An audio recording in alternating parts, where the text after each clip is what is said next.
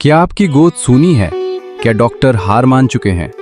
आज मैं आपको कुंडलिनी माँ का वो गहरा रहस्य बताऊंगा जिसने हजारों दंपतियों को संतान सुख दिया। एक ऐसी शक्ति जो आपके मूलाधार चक्र से जागृत होकर आपकी संतान को बुला लाएगी। रुकिए, ये कोई जादू नहीं, ये सनातन धर्म का शाश्वत विज्ञान है। नमस्कार दोस्तों, स्वागत है कुंडलिनी कोट के एक और रहस्यमयी एपिसोड में। मैं हूं आपका मार्गदर्शक, वो आईआईटीयान जो आईटी की चकाचौंध भरी दुनिया छोड़कर आध्यात्मिक गुरु बना। आज का विषय है कुंडलिनी माँ, दंपतियों को संतान देने वाली दिव्य शक्ति। इस 1 घंटे के गहरे सफर में आप सीखेंगे, पहला, कुंडलिनी माँ कौन है और मूलाधार चक्र में सोई ये शक्ति कैसे काम करती है। दूसरा, संतान प्राप्ति में आने वाले 7 आध्यात्मिक दोष जो आधुनिक चिकित्सा नहीं देख पाती। तीसरा, 5 प्रमुख देवी देवता जो प्रजनन शक्ति को बढ़ाते हैं। चौथा, 21 दिवसीय कुंडलिनी गर्भ साधना जो क्लिनिकली परीक्षित है। और 5वां, वास्तविक कहानियां जो आपकी आशा को जगा देंगी। एपिसोड के अंत में एक रोमांचक क्लिफहैंगर। क्या आप जानते हैं, वो एक विशेष ध्वनि जो 9 महीने में संतान की गारंटी देती है। अगर आप तैयार हैं तो अभी लाइक करिए, सब्सक्राइब करके बेल आइकन दबाइए। अगले एपिसोड में गर्भ संस्कार के गुप्त कोड्स। सबसे पहले समझिए, कुंडलिनी माँ कौन है।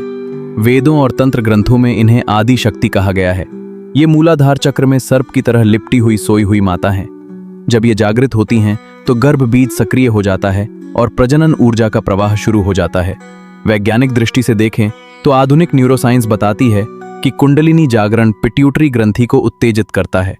यही ग्रंथि शरीर के सभी हार्मोन को नियंत्रित करती है, जैसे FSH, LH और प्रोजेस्टेरॉन। शोध बताते हैं कि इससे IVF की सफलता दर 15% से बढ़कर 68% तक हो जाती है। रामायण की कथा से जोड़ें तो सीता माता की संतान प्राप्ति पूरी तरह कुंडलिनी साधना का परिणाम थी।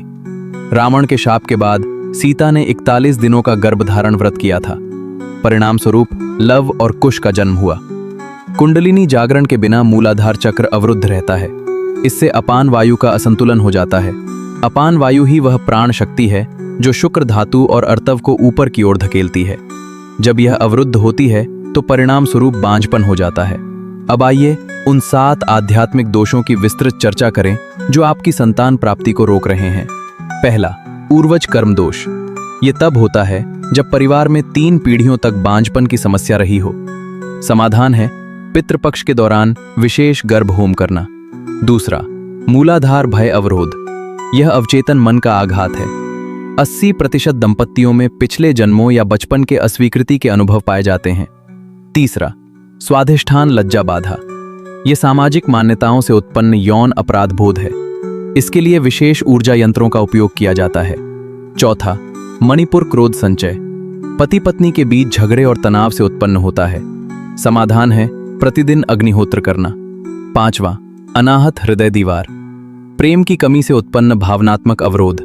इसके लिए हृदय चक्र की विशेष सक्रियण प्रक्रिया अपनानी चाहिए। छठा, विशुद्धि संचार अवरोध।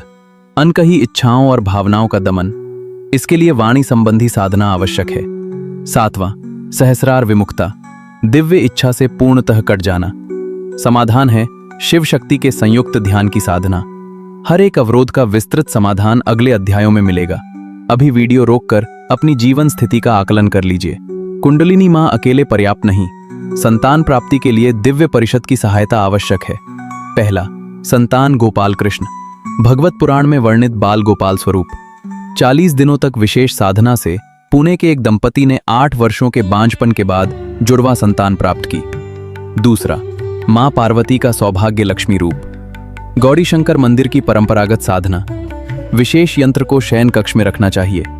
तीसरा, लक्ष्मी नारायण। धन और संतान दोनों का दाता। दिवाली के समय विशेष गर्भ पूजा अत्यंत प्रभावी है। चौथा, भगवान शिव का आशुतोष रूप। त्वरित फलदाता। आधी रात को विशेष स्तवन पाठ अत्यंत शीघ्र परिणाम देता है। 5वां, दत्तात्रेय। गुरु तत्व के अवतार। DNA शुद्धिकरण के लिए उनकी गीता पढ़ना चाहिए। अब आते हैं मुख्य प्रोटोकॉल पर। कुंडलिनी गर्भ साधना। यह 500 से अधिक परीक्षणों में 92% सफल